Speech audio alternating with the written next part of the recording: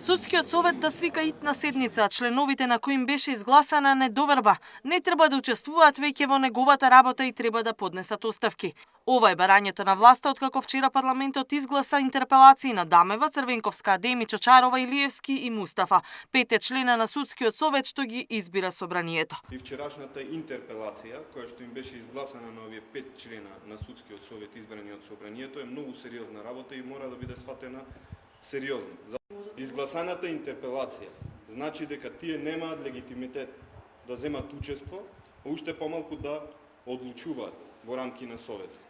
Судскиот совет мора да ја разгледа оваа интерпелација, да закаже итна вонредна седница по однос на истата, а од нив очекувам да си поднесат на повикливи оставки. Од ВМРО ДПМН вела дека вчерашните интерпелации се само почеток на расчистување на состојбите во судството. Целиот правосуден систем е метастазиран со пипците на СДСМ и ДУИ. Иџет Мемети е членот на Советот на јавни обвинители кој заедно со десната рака на Заев, Наки Георгиев, зема подкуп за да влијае врз суди и обвинители со цел намалување на казата на Боро Малбор.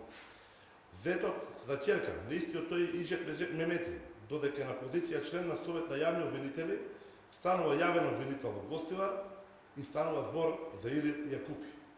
Ќерката Иџет Мемети, Леонора Јакупи, сега станува судија во судот во Гостивар.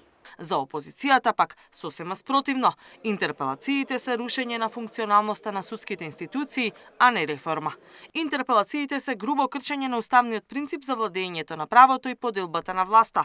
Ова е намера, односно злонамера на власта, целосно да ја партизира судската власт. Очигледно е дека немаат никаква намера за вистинска реформа во правосудството базирано на реформската агенда, која значи европски закони и европски фондови за секоја имплементирана реформа, ни напиша лидерот на СДСМ Филипче. За опозицијскиот албански блок, интерпелациите не значеле ништо. Не верувам дека ќе се поднесе. Значи нема никаква смисла гласањето на интерпелацијата. Они сами кажаа дека нема смисла. Они кажаа дека интерпелацијата не е правно обврзувачка, ама еве, ќе го искористиме денот, собраниската говорница и да се изнакажеме се и се што да се збориме. По таа логика ние кажавме дека можно е ние како пратениска група да свикуваме интерпелација и за членовите на Уставниот суд.